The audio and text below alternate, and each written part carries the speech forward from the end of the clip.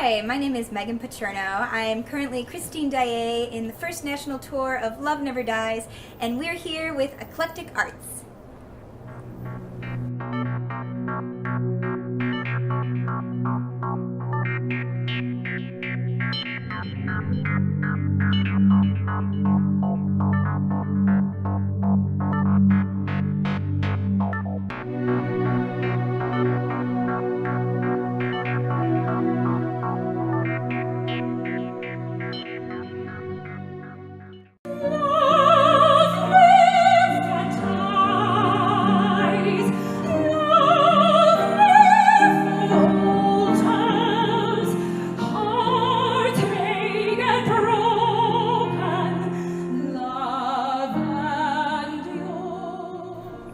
All right, so we're here in Seattle at the Paramount Theater for the opening night of Love Never Dies, and we're here with Meghan Picerno. Meghan, how are you doing today? I'm fabulous. How you doing? I'm doing really good, thanks. It's kind of warm by Seattle standards, and I understand that you're originally from Chicago. I am originally from Chicago. So is this kind of warm, okay, cold to you?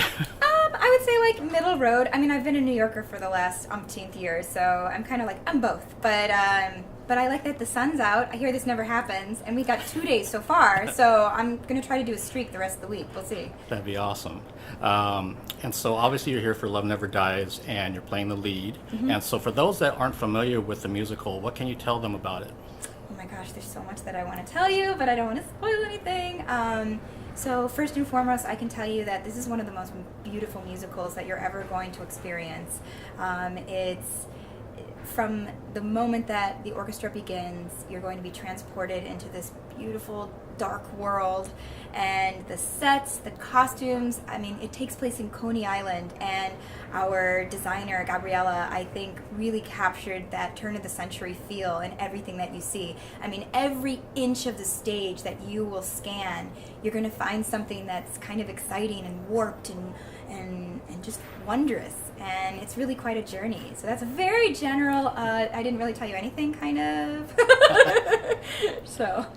Okay, and for those that are, really, really into Phantom of the Opera, what are they going to learn more about, without giving too much away, about the characters in Love Never Dies? Sure. So for those of you that are fans, and those of you who are not, quite frankly, those of you that are fans, you're in for quite a treat, because you're going to find out what happened to all of your favorite characters 10 years later.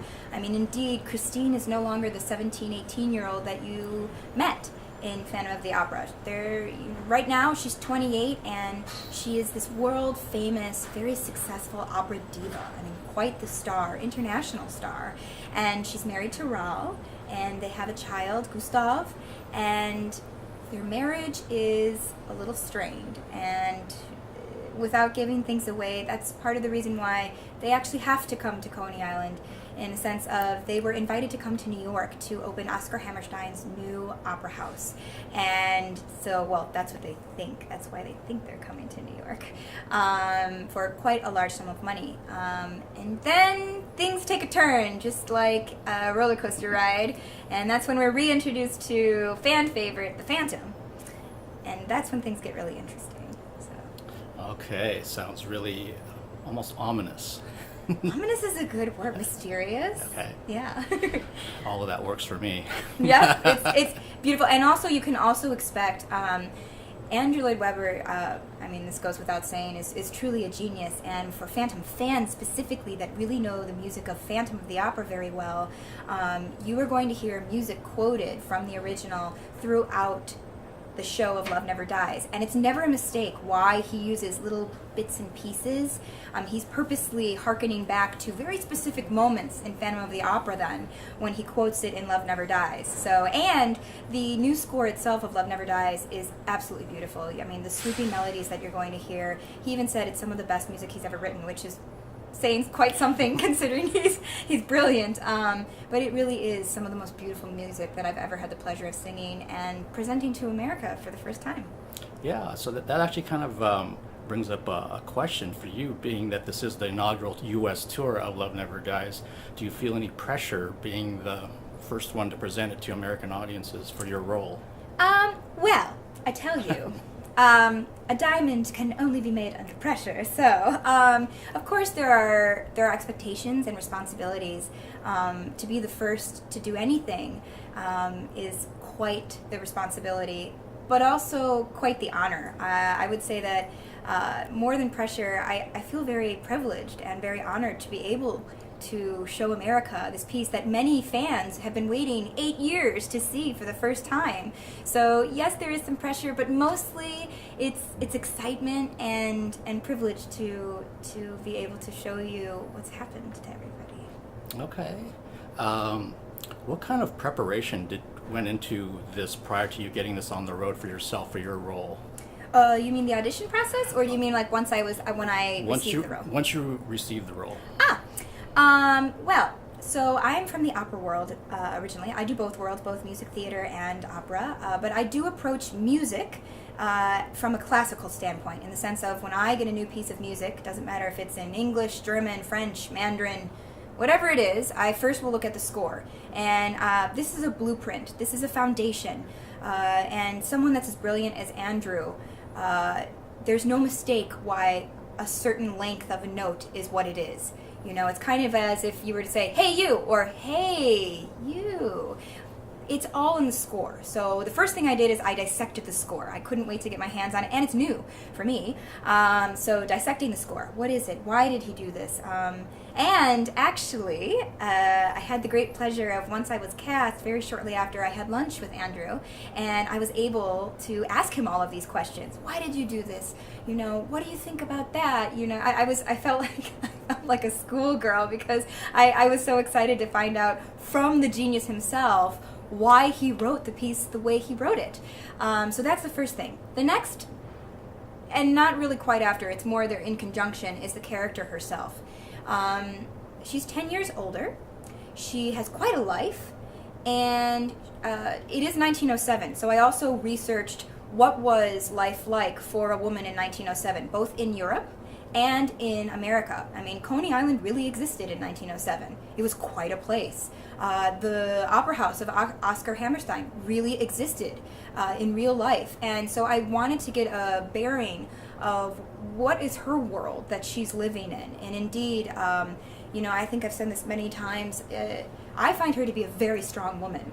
But she's a strong woman in 1907 standards, not 2018 standards. And that is a challenge for me, because I consider myself to be a very strong and independent woman, especially in these times. But I can't have 2018 Meghan Picerno completely in Christine Daae of 1907. Mm-hmm. There are certain sensibilities that I know that she wouldn't be capable of doing or carrying out.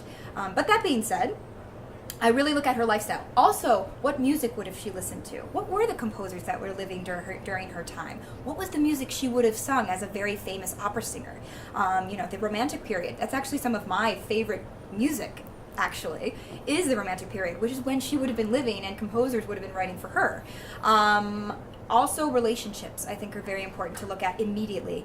And it's shown both in the music, in the text, and the storyline itself. The way that she speaks to her son, as opposed to the way that she speaks to Raoul, or Meg, or Madame Giry, or anyone.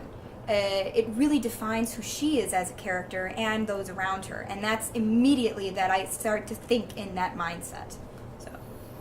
Wow, that's amazing.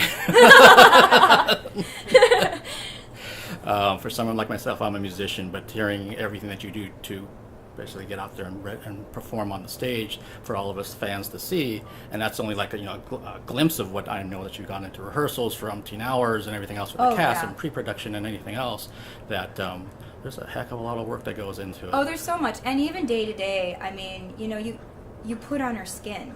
I mean, there's a moment that every performance, I mean, we're in the 200s now of how many times we've performed the role, but something that's really exciting, like any human, she's ever evolving, you know?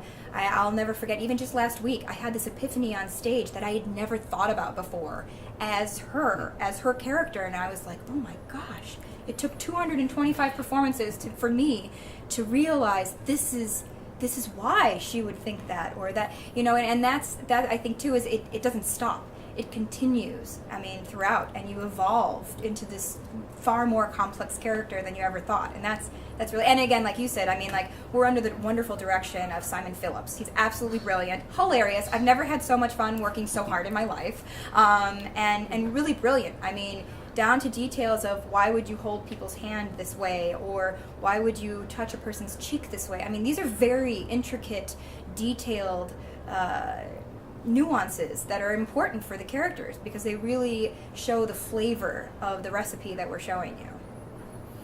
Well, I love how you just said that last part and how you described it. I should transcribe that part. I don't want to take up too much more of your time, but I wanted to ask you about, since you came from the opera world, and I believe you started off as a classically trained pianist before you went to voice. What are kind of your short-term and maybe long-term goals then? Where you can, since you're in two different worlds right now, is there going to be a third world, fourth world, film, other things, or not sure? I say yes to all. I mean, if you can, why not? And, part of my personality is I always like to make my own world. So I might be in 2, 3, 4 worlds, if you will, but I'm not one that likes to be in a black and white box. I like to kind of make my own box with my own shape. Maybe it's not square, not sphere. It's probably some strange star-like, I don't know, that keeps shifting.